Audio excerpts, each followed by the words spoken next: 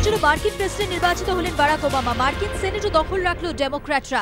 275টি electoral vote পেয়ে magic figure পার করেন বারাক ওবামা। রোমনি পেয়েছেন 203টি electoral vote. Washington DC, New Hampshire, California, Hawaii, Connecticut, Minnesota, Delaware, Illinois, Maine, Maryland, Massachusetts, New Jersey, Rhode Island, New York, Michigan, Pennsylvania, Wisconsin ও Vermont গিয়েছে ওবামার দখলে। Missouri, North Carolina, Utah, Arizona, Montana, Alabama, Arkansas, Georgia, Indiana, Kansas, Kentucky, Oklahoma, South Carolina, Mississippi, Nebraska, North Dakota, South Dakota, Texas ও Tennessee দখলে Mitt Romney. রাজনৈতিক মহলের ব্যাখ্যা, এত কঠিন টক্কর মার্কিন প্রেসিডেন্ট নির্বাচনের ইতিহাসে হয়নি। ক্ষমতায় আসার পর তৃণমূলের প্রথম বড় পরীক্ষা পঞ্চায়েত নির্বাচন। আর সেই নির্বাচনে সর্বশক্তি দিয়ে লড়াইয়ের জন্য দলীয় নেতাকর্মীদের বার্তা দিলেন মমতা বন্দ্যোপাধ্যায়। মঙ্গলবার ক্ষুদিরাম অনুশীলন কেন্দ্রে ছিল তৃণমূলের বিজয়া সম্মিলনী।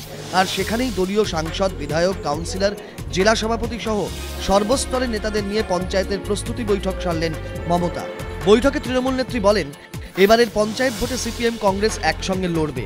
তাদের প্রতিহত করতে বিভেদ, ভুল বোঝাবুঝি ছেড়ে সকলে এক হয়ে কাজ করতে হবে। অবিলম্বে প্রচার আন্দোলনে ঝাঁপিয়ে পড়তে হবে। তাতে সামিল করতে হবে সমাজের বিশিষ্টজনেদেরও। ইগোর লড়াই ছেড়ে পঞ্চায়েত স্তর থেকে সাংসদ সবাইকে এক হয়ে কাজ করতে হবে। প্রতিটি আসন জয় করতে হবে। এই লক্ষ্য নিয়ে এগোতে হবে। দলীয় শৃঙ্খলা রক্ষার ওপরেও জোর দেন মমতা। মানুষের সঙ্গে যোগাযোগ বাড়ানোর পরামর্শ দেন নেতা কর্মীদের। মঙ্গলবার থেকে শুরু হলো সিপিএমের রাজ্য কমিটির বৈঠক। আর বৈঠকের প্রথম দিনেই প্রশ্নের মুখে রেজ্জাক মোল্লা। সম্প্রতি হজ যাত্রায় যান সিপিএমের রাজ্য কমিটির সদস্য রেজ্জাক মোল্লা। এদিন বৈঠকে তার নাম করেই দলের এক নেতা প্রশ্ন করেন, হজ যাত্রা কমিউনিস্ট পার্টির আদর্শ বহির্ভূত, তাহলে দল আর কতদিন এই ধরনের কার্যকলাপ বরদাস্ত করবে? সম্প্রতি রেজ্জাক মোল্লার মন্তব্য ঘিরেও একাধিকবার বিতর্ক তৈরি হয়েছে।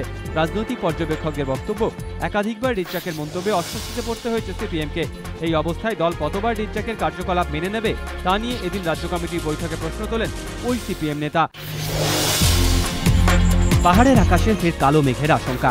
জিটিএ গঠনে 3 মাসও পেরোয়নি, তার মধ্যেই রাজ্য সরকারের ভূমিকায় কার্যত হতাশ গোর্খা জনমুক্তি মোর্চা। সরাসরি না হলেও সরকারের সদিচ্ছা নিয়ে ইতিমধ্যেই পাহাড়ের নেতাদের মনে তৈরি হচ্ছে সন্দেহ।